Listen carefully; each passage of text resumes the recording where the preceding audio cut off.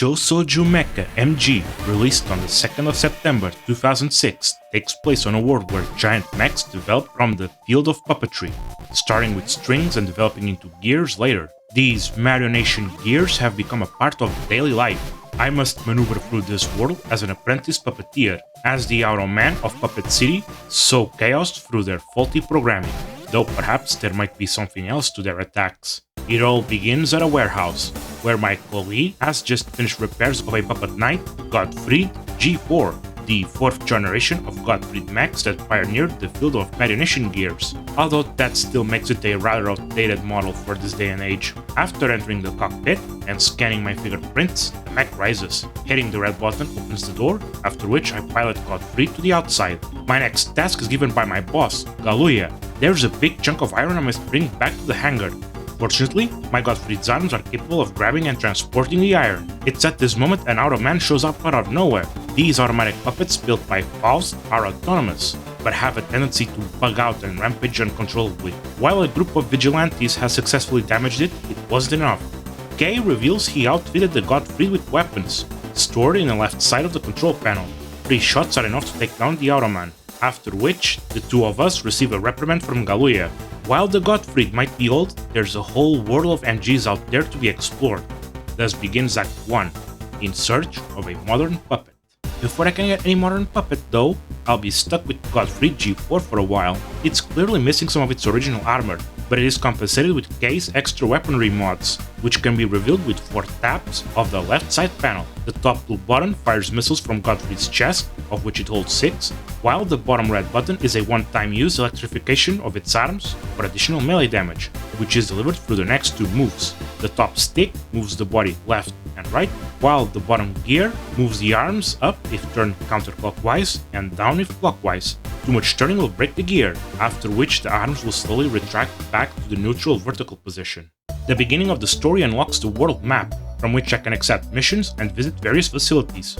The first I've unlocked is the Galuya workshop, where I can use items and view a gallery of the game's various characters. I then go for mission number 1, Puppeteers Knowledge Part 1. Missions that are marked as squares are effectively just story. Due to my inexperience, we are going on a sort of world trip to learn about puppets, going on the Omega Cargo. This supermassive vehicle, driven by Galuya's daughter, Melissa, is absolutely gargantuan, taking a whopping 4 to 6 lanes on the road. It needs to carry our MG after all. Mission number 2, Puppeteers Knowledge Part 2, is a tutorial on piloting and maneuvering puppets. Left-handed players will be happy to know that the face buttons act like a second D-pad.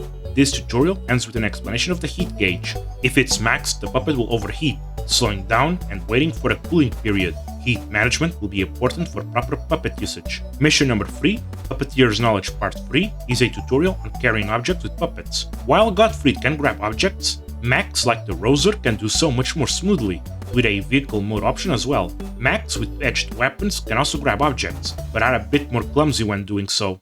Mission number 4, Journey to Retrograde, is marked with a circle. This is a real mission with an objective, which requires a choice of difficulty level. Higher levels will grant better rewards. We are going to the city of Retrograde, as it has a museum of puppet history. After arriving, we are welcomed by the curator Edward, who, after some insistence, takes us on a tour of the museum, ending with a trial run of Hatman, a 45-year-old string-operated puppet. I am then tasked with carrying 3 boulders to the center of the plaza. Hatman is a bit slow, and carrying things is a bit awkward, as I must continuously hold the strings, but the mission is easy enough. As part of my reward, I get a blueprint 01A. Blueprints come in 2 halves. Getting both allows Galuya to build new models of MGs. Mission number 5, The Old Knight, is a trial run of the Puppet Knight Slave, a 30-year-old gear-operated puppet. Just as I start piloting it though, an Automan shows up, so I must protect the museum. Good thing Slife's got a sword on it, so the Automan goes down fast. Well, as fast as I can approach it anyway. MGs are quite slow walkers after all. Grateful for the museum's safety, Edward gives me the Slave, while the mission reward includes the blueprint 01B. The museum itself can be visited, allowing me to see all MGs I've obtained. While I can do so from my MG select screen, later on, enemy exclusive MGs will show up here as well. The Puppet Knight Slave I've obtained is a melee specialist, having no mods at all, though it still has its pristine original armor. Turning the bottom gear will raise or lower the sword, while the top gear turns the body left or right. This old model though is very fragile. Turning any of the gears too much will break them. Breaking both means that Slave becomes a sitting duck, incapable of doing anything. After collecting some extra money from repeating missions, I gave both halves of Blueprint 1 to Galuya, who builds a Hatman. This mech's only move is the pulling of strings, which allow movement of the body and arms, left to right, up and down. While theoretically Hatman could inflict damage by swinging buildings around, the string's movements are so slow that I find this a dubious prospect. It's truly worth its 0-star rating, although it's still capable of completing missions that only require the transport of objects. Next up is mission number 6, In Search of a Modern Puppet. While Kay throws a tantrum for not getting any new MGs, Galuya sends us to Eisenberg, a city which is home to 3 of the 8 workshops. Mission number 7, Journey to Eisenberg, reveals the 3 workshops at the new city. The Wheel Workshop, which focuses on fast vehicles that have humanoid forms that wield edged weapons. The Heavy Workshop focuses on strong humanoid forms with good object transportation abilities, while the Tree Workshop focuses on stable, multi-legged designs that are armed with many ranged weapons. Mission number 8, Arrival at Eisenberg, just shows the city a bit, quite older than our hometown of Chronotown. Mission number 9, Head for the Wheel Workshop, has us arriving at said workshop, but after some talk about licenses at the front desk, we are welcomed by the puppet maker, August, who shows his new model, the Gauss, a fast race car that can change to a humanoid form.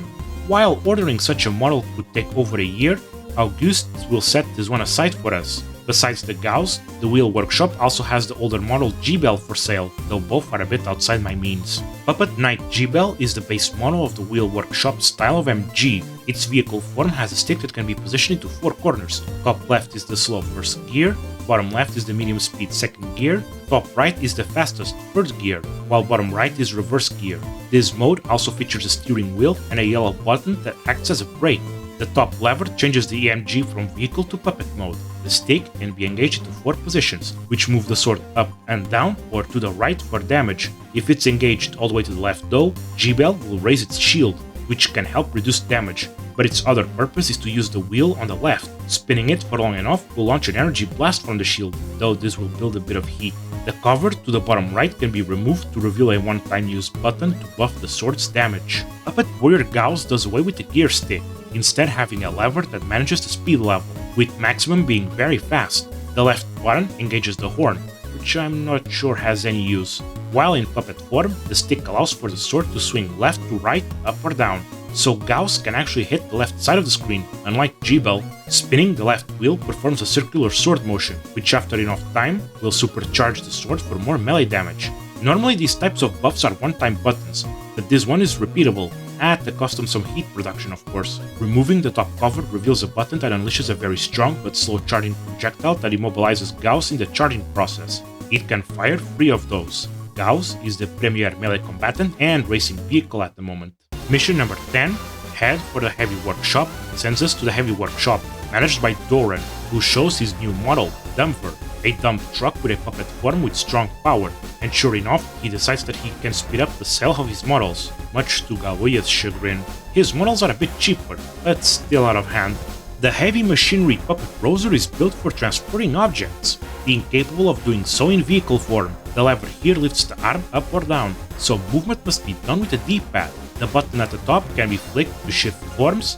In puppet form, the stick moves the arms up, down, left and right, while the lever retracts and extends its arms.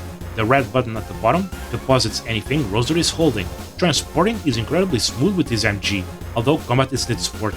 Swinging buildings is a way of doing it, I guess. At least it's got better arm swing speed than Hatman.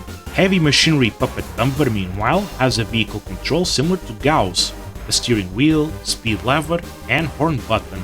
There's also some orange and green buttons that raise and lower the bed of the truck, but I have not found any use for it yet. Flicking the button for the puppet form reveals a much more combat-oriented control scheme. The stick swings the arms up and down if used vertically, but horizontally results in alternating punching motions. The wheel at the left extends the arms and spins the body around. It's also equipped with 8 missiles that can be fired with the top button. This one trades utility for combat power. Mission number 11, Head for the Tree Workshop, takes me to the final workshop for now, headed by Mokuyo, Her former apprentice, Angelica, has moved to the jungle, where she established the Fang workshop, but for now we are shown the Tree workshop's new model, the Veagle, possessor of multiple long-range weapons. Unlike the other workshops, this one only sells one model, and it's very expensive. The puppet beetle Veagle is a very unusual MG for this point. It can use a lever to the left to lift its horn up or down for a melee attack, while the right panel has two buttons that allow for sidestepping, and a wheel that boosts movement speed while it's being spun. Turning the top lever though will change the right side controls for battle mode. The top buttons fire bombs, while the bottom buttons fire missiles to the left or right. It can fire 5 pairs of bombs, and 4 missiles for each side. Do note that the battle mode continuously produces heat. It's currently the premier for ranged combat at the moment, and it can transport objects with its horn, but it's missing the D-pad double down tap for a block move, which is universal for humanoid form MGs. Repeating previous missions for cash isn't something I'm too keen on if it results in a massive grind, so I check out mission number 12, Lambert. He's the owner of a parts shop who is willing to part with a puppet for free, but after seeing I'm the one to receive it, he decides he wants to test my aptitude beforehand. This is the first combat mission, which has me facing a Landis. It's got some powerful bombs, so I must measure my distance carefully before closing in with my sword attacks. After winning, I'm given the Landis, and the parts shop opens, allowing for the purchase of equipment to bolster my puppet's abilities. The bomb puppet Landis is an old bomb workshop model, featuring 5 bombs that must be dragged from the top to the bottom hatch to be launched. Do not release them any other way, or the bomb will explode inside the cockpit. If the bombs are exhausted, or combat has progressed to close range, there's a stick on a pad to the right that can be maneuvered within a rectangular space for a wide range of motion not available in any other humanoid MGs. Incredible for an otherwise old model, though its melee damage isn't the greatest. Next up is mission number 13, Earning Money. We've got a job to do. I'm on to take chunks of iron to a trailer. Might as well make use of Hatman. He does gently put down the objects I carry once I release the strings, so it makes for smooth operations. If I were to use something like Godfried, I would have to swing my arms wide, and that could land the iron outside the boundary of the objective if I'm not careful. The first clearing of this mission does give me 2000 G though. Yes, it's gold, so I use it to buy a Roser. It will make future object carrying missions easier. Sure enough, mission number 14, Railroads and Rocks, is another such mission. Rocks have fallen on a railroad, and I must move them out of the way without destroying the train station. Roser makes incredibly quick work of it, although an alternative could be something like Landis' bombs. After all, destroying a rock removes it from the way. Destroying the station is a lost condition, so some care must be taken with this method. Next mission is number 15, Building Demolition, which shows the best use for Landis, as I must clear an area of buildings, though theoretically, moving those buildings out of the way still counts as a win condition. After clearing all missions on both normal and easy mode, I use my earnings to buy a Gauss, the premier melee combatant. Next up is mission number 16, Highway Blockade. The highway to the MG Association is being blocked by 2 Automen. A truck is fleeing from their dogged pursuit, so I must save it from them. Good thing I've got Gauss for the precise and powerful sword attacks, although the runaway truck proves that a slow charging projectile might not be a good idea. Good thing an Automan bravely stood in my path. With the 2 Automen down, I can finally reach the association. While we discuss current happenings, we learn that the Automen come from Puppet City. They're produced there, and sometimes wander into human cities, causing all sorts of havoc. Perhaps in the future we might figure out a way of dealing with them. I might have gotten myself some new modern puppets, but what's to come is a tale of rival puppeteers, crisis, and a war with automatic puppets, as their actions start to shift from accidental to perhaps something a bit more premeditated. Thank you for watching, and I'll be seeing you next time, as I start Act 2, Puppets at War.